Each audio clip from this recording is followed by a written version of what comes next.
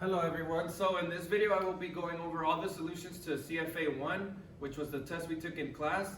The reason for this video is to help you with your test corrections. So whatever you missed on that exam, you're going to do your test corrections by looking at this video. You can always fast forward to whatever you missed on the test. You don't have to do every single one of these. Number 2.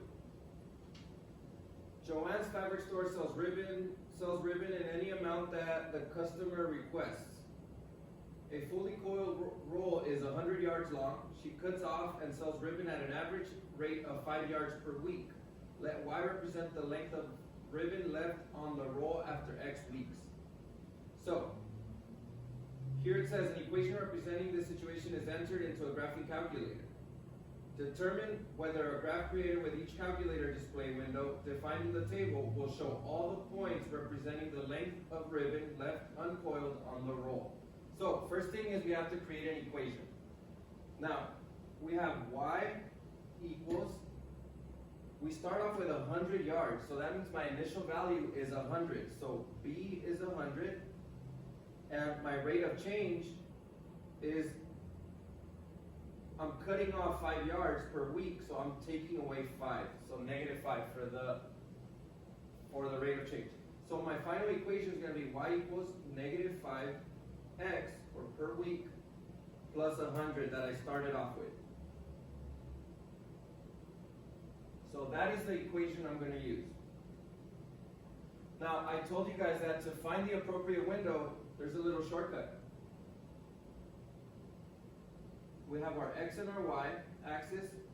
Now X can go from 0 to, now here's where we use a shortcut. We can always divide 100 by 5, which will tell us how many 5s we can take away from the 100. So we divide that, 100 divided by 5 gives us 20. Now for the Y axis, it starts at 0 and we got to go all the way up to 100. So Y is going to go all the way to 100. Now when we check the windows that they give us here, we have to check which one of these windows is big enough to include this information. So 0 to 5 on X and 0 to 100 on Y. That doesn't help us because the X needs to be at least to 20. So this is no. 0 to 20 and then 0 to 100. Yes, that works. That's exactly what I have here. So this is a yes. 0 to 5 and 0 to 95, those are both smaller than this.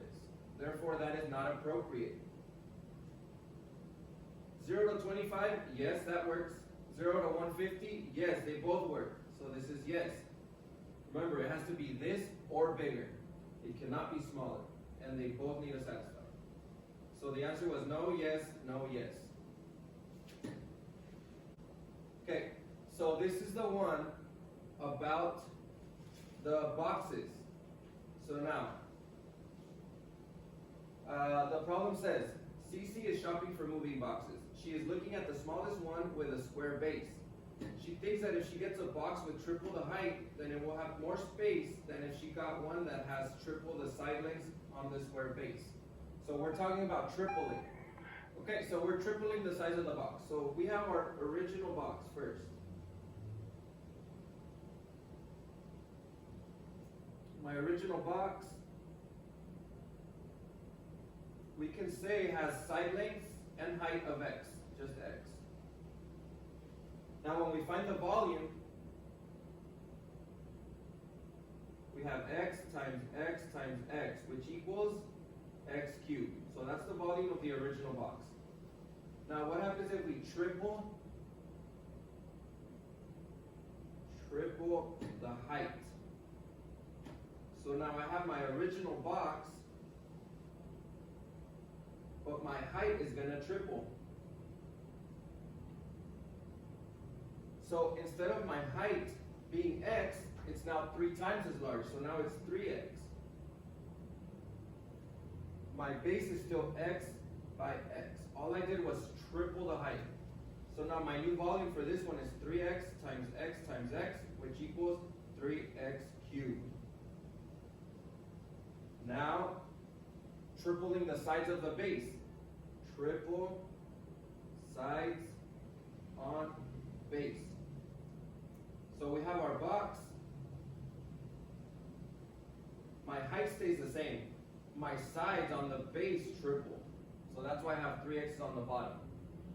So V equals x times 3x times 3x, which equals x times x times x gives us x cubed. 3 times 3 gives us 9. So those are my 3 volumes that I'm going to compare. Now, here we notice that tripling the height is going to give us 3 times the original volume. Tripling the size gives us 9 times the original volume. So we have to find that here on our question. And the answer for this one was C. Tripling the height makes the volume 3 times as great. Tripling the size of the base makes the volume 9 times as great. And we were able to see that right here by comparing the 3 volumes. Okay, number 5 is next. Again, rewrite the equation. EP equals mgh. My units for m are kilograms. So EP equals kilograms.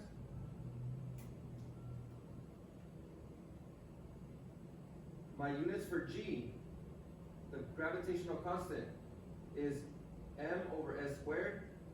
And the units for H, which is the height, is measured in meters.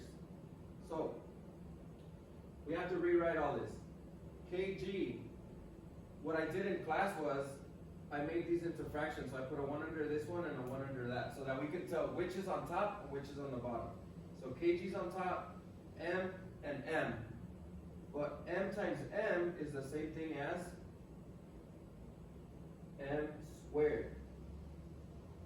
On the bottom, we have 1 times s squared times 1, which is just s squared. Now, we can't cancel anything out, so this right here would be my final answer. And therefore, my answer is A. So again, all we did was replace the units and then combine. M times m is m squared. Everything else just stays the same. We can't cancel anything else or eliminate. Okay, next one. Peter planted a sapling that is 2 feet tall. The tree grows 5 feet per year. Let y represent the height of the tree after x years. So, first of all, the equation, y equals, it's 2 feet tall and it grows 5 every year. So my rate of change is 5. It's growing 5 every year. And we started with 2 feet. So now, we want to find the window that shows all the points up to 15 years. So first thing we have to find out how tall the tree is after 15 years. So 5 times 15 plus 2. So 5 times 15 is 75 plus 2 equals 77. So what that means is that my y value, if we were to sketch this out, so let's sketch it out.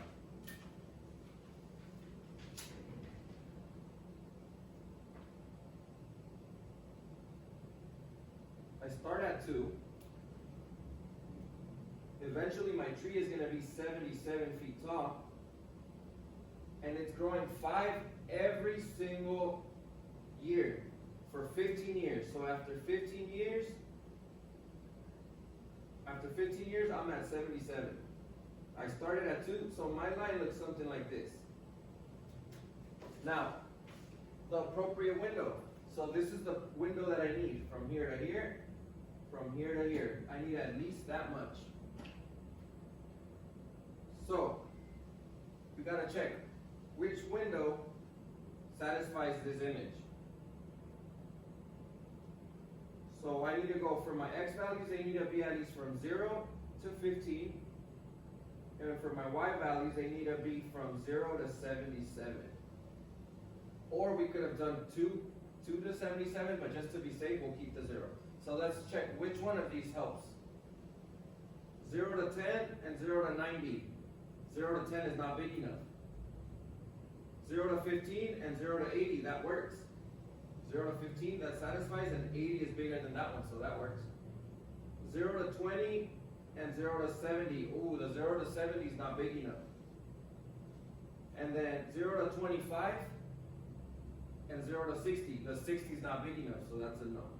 So the answer was no, yes, no, no. And here's a little image on how to find the window. Okay, problem number 7. It's one of these again.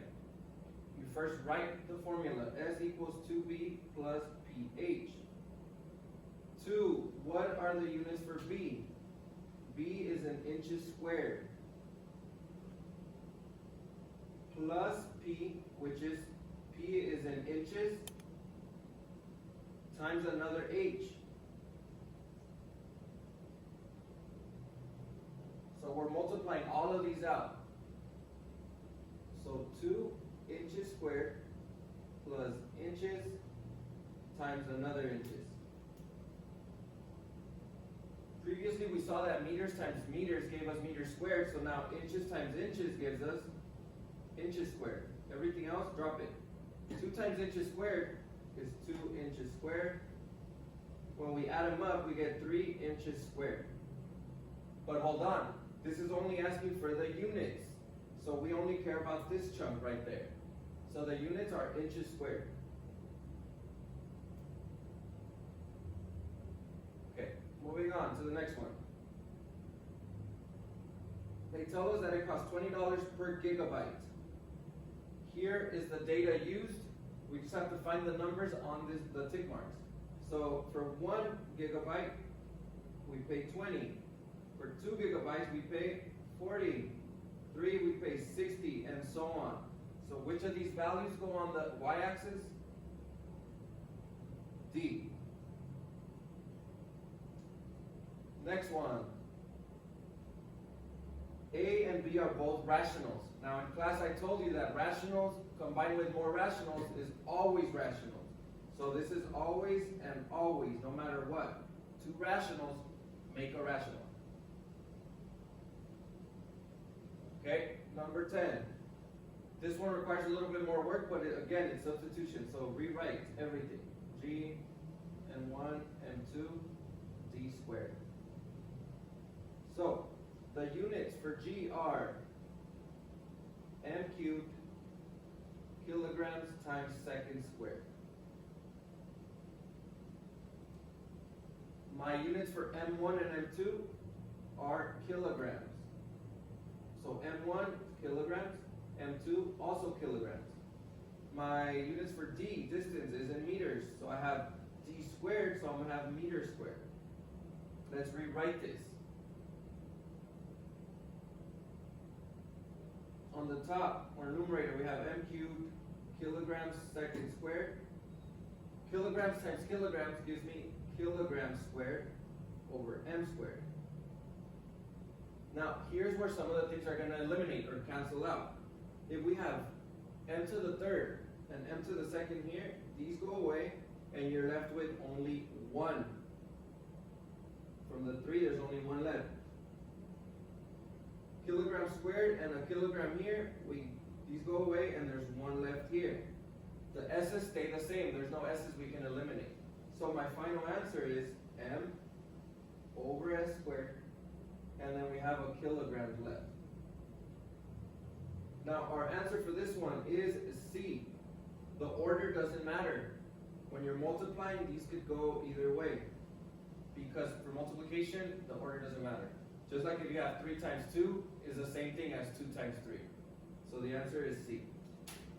So those are the solutions to the CFA. Hopefully they were helpful. Again, just look through the video and see whatever problems you got incorrect on the test, and look at what your mistake was. Thank you for watching.